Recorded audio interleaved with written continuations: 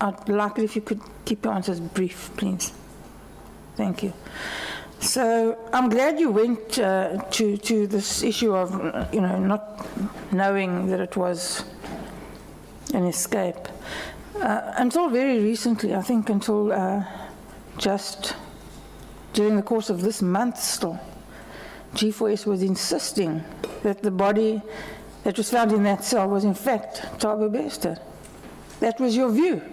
And it was articulated again to us on our visit last week. But that's still your view, regardless of the inconsistencies in the post-mortem report and regardless of the practically irrefutable DNA evidence. G4S clung to this version that the body was that of Thabo Bester. Why is that? Honourable Chair, that's based on the information that was available to us. I was not at the briefing last week, so I don't know what was said. We asked for the pathology report mid last year. We were not handed that report.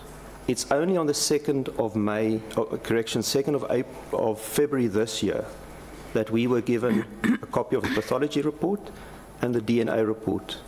Until then, at that stage, we had no evidence other than rumours that there had been an escape or that it was not Thabo Bester who had died in that cell. I'm sorry, please let me interrupt you because I already told you I don't have time. So keep your answers brief, answer the question, please, nothing more. A discussion we can maybe have when we both got more time. Why did G4S cling to the version that it was Thabo Bester's body in that cell, even after it was very clear to everybody else in South Africa that it wasn't?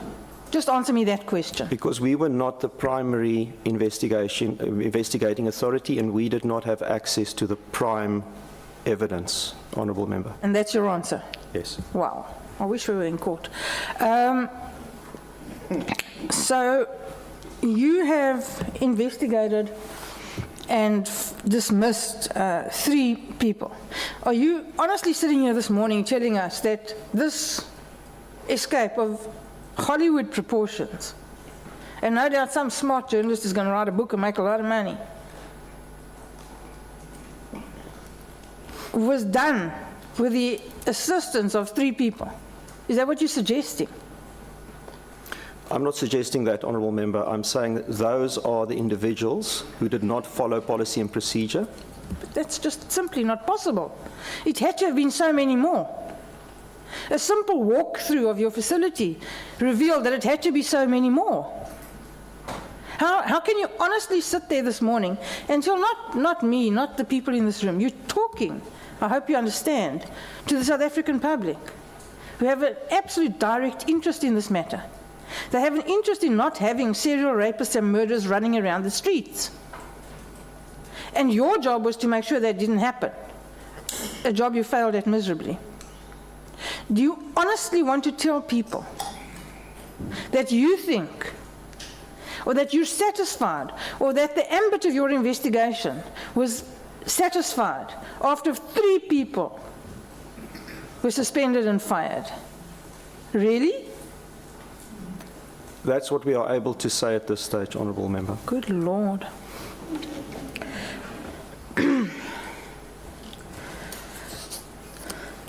You'll agree with me that, just tell me, how would this propellant, this petrol, let's assume it was petrol, have gotten into the cell?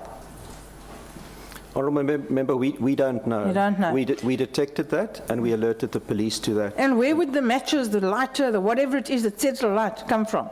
I don't know. You don't know. And you've done nothing to find out?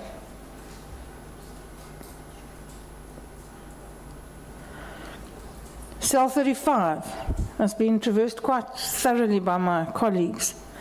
But you'll agree with me that it's a massive confluence of coincidences that Bester was moved there on that particular date, to that particular cell.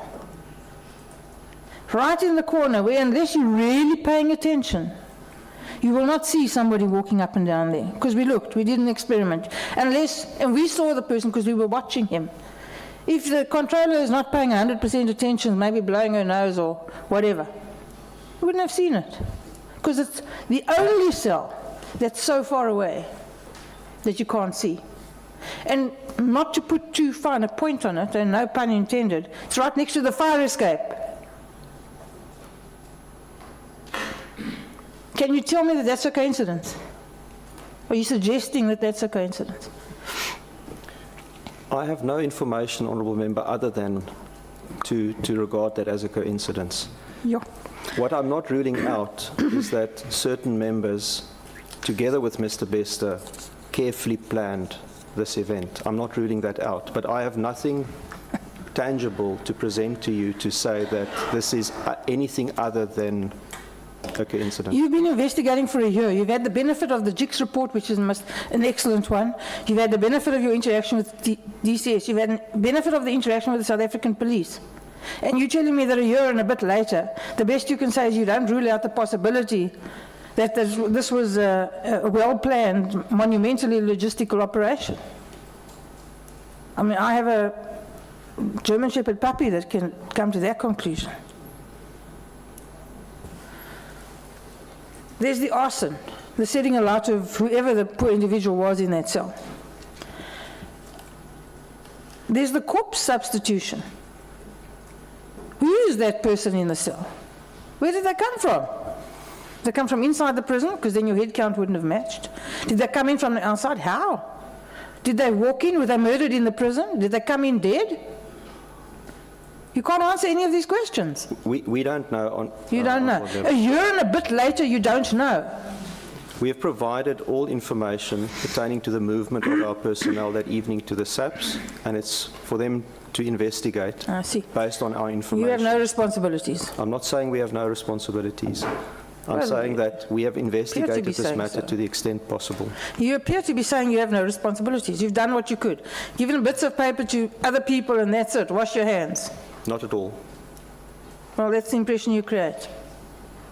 And I want to tell you it's not good enough.